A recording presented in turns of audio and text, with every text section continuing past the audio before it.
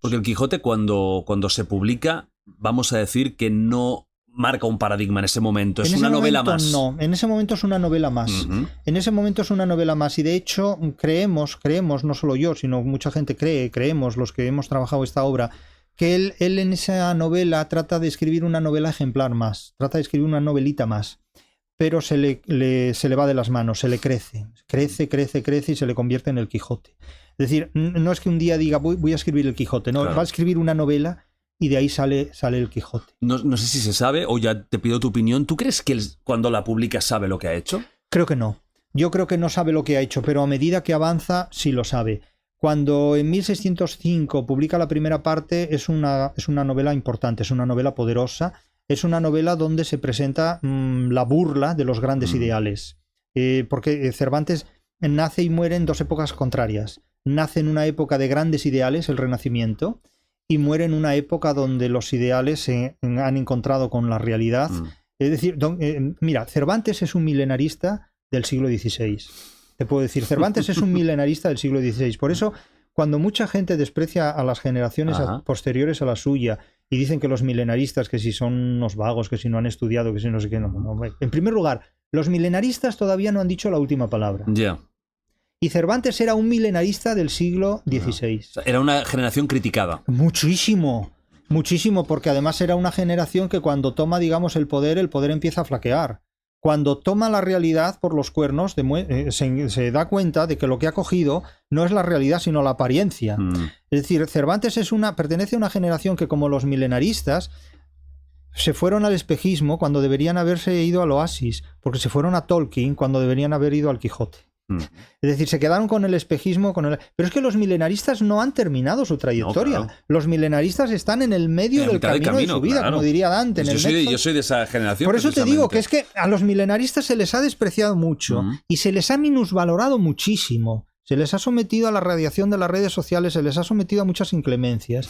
Y los milenaristas han demostrado saberse buscar el camino por cuenta propia, muy tardíamente y muy a su estilo. Y luego viene tras vuestra generación, la que yo he llamado precisamente generación cervantina, por eso, porque ha tenido que enfrentarse a la triple D, a la decepción, al desengaño y a la desilusión. Y entonces mucho cuidado con menospreciar a las generaciones, porque ya digo, Cervantes es el milenarista del siglo XVI.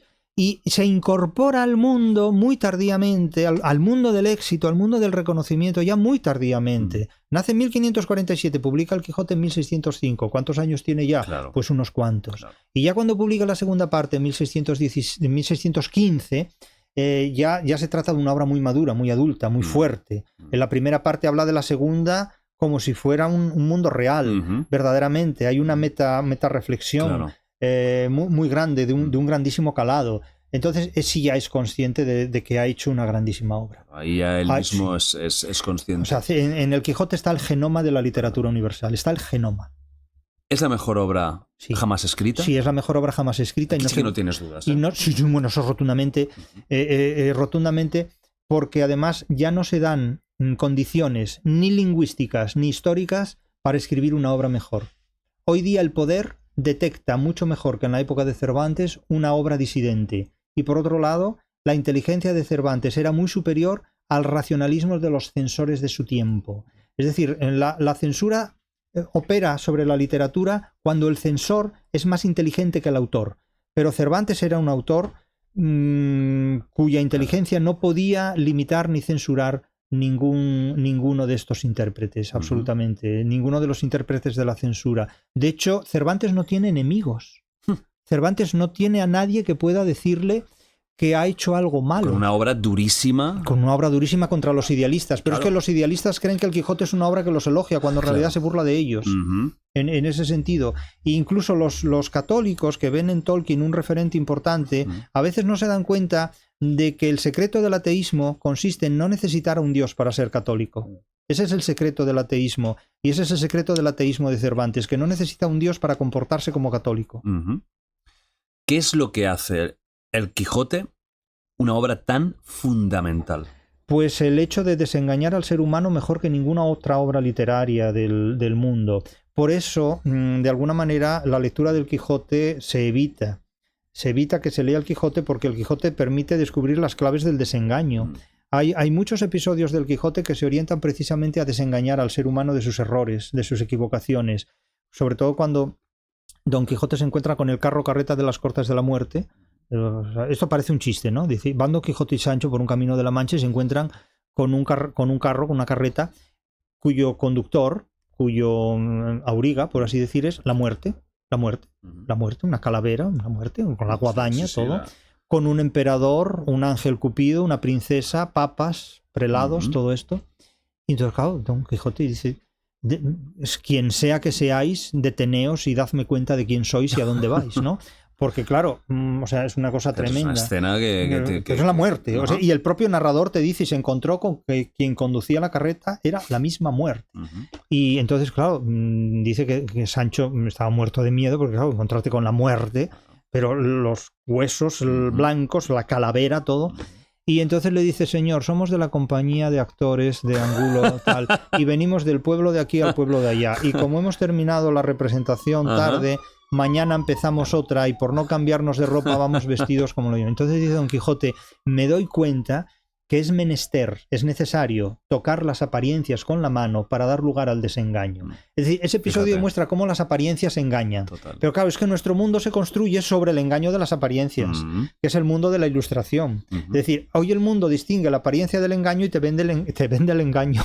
Y lo compras como real. Sí, claramente. Claro. En eso es el idealismo.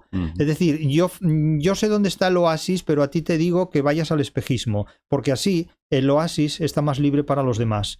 Entonces el oasis es la clase business y la clase turista es el espejismo. O sea, no hay una obra que ejemplifique mejor esa crítica al idealismo no que el Quijote. No la hay. Y además, a nivel puramente lingüístico, estilístico... No. ¿Por qué razón? ¿Crees que es maravillosa o no tanto en ese sentido? Creo que es más valiosa que ninguna, porque el estado en el que se encuentra el español del siglo XVI-XVII es un estado mucho más potente que el de hoy y mucho más potente del que disponía la lengua inglesa.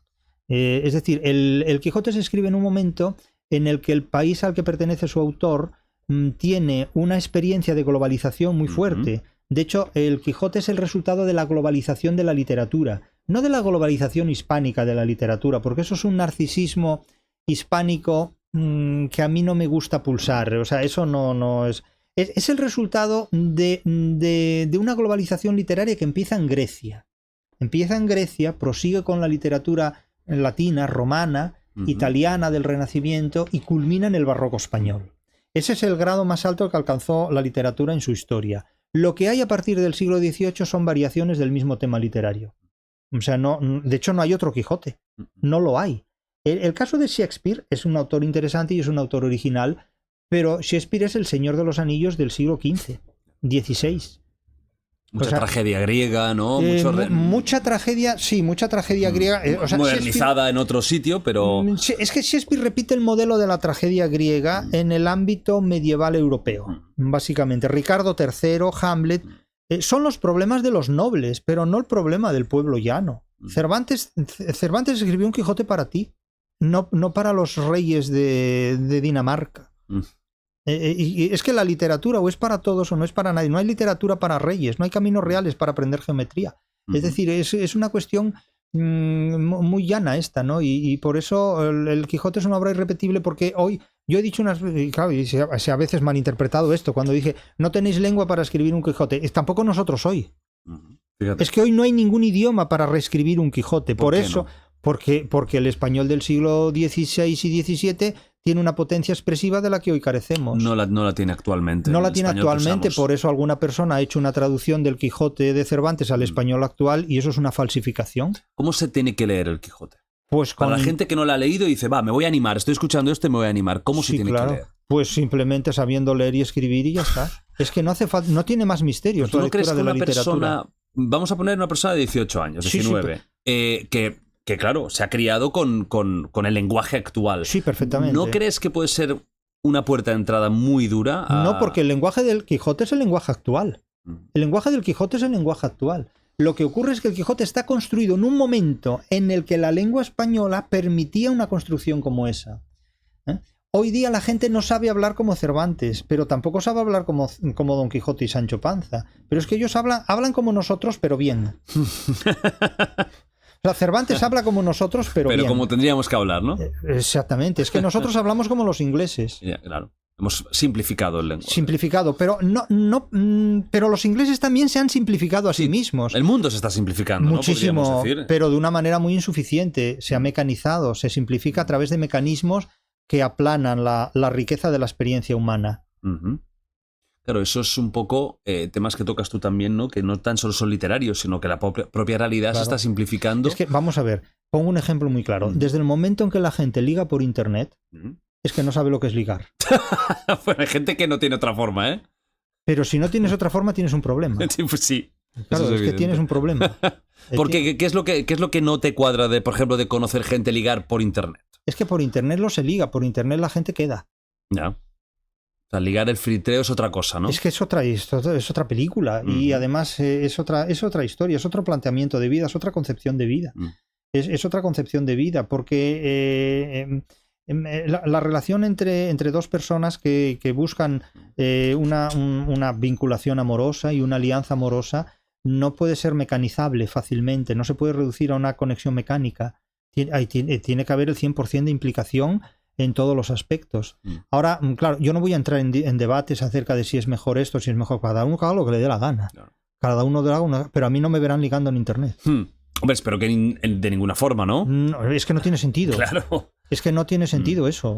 Pero yo también creo que eso es una cosa que total, cuando hablemos un poco de la felicidad y de este libro, que es un libro muy realista, de lo dura realista. Que es la vida y que la vida no es un cuento. Es así, es que la vida no es un sueño, la vida no es un cuento. La gente ha perdido muchas habilidades sociales. La gente ha perdido muchas habilidades sociales. Mucha capacidad de cara a cara la está perdiendo. La pierde porque tiene miedo a la realidad, que es un síntoma de idealismo. La gente tiene miedo a relacionarse con el prójimo. Por eso solo se relaciona con aquellos que piensan como él. Y como cada vez hay menos gente que piensen como uno mismo, porque la realidad se construye como si fuera el menú del día, exclusivo y excluyente, las posibilidades de comunicación y convivencia se anulan. El resultado es la incomunicación, la soledad, el nihilismo. Claro, ese libro, El fracaso de la felicidad, no es que diga que la felicidad va a fracasar. No es que diga que la felicidad va a fracasar. De lo que habla es de la felicidad que conduce al fracaso.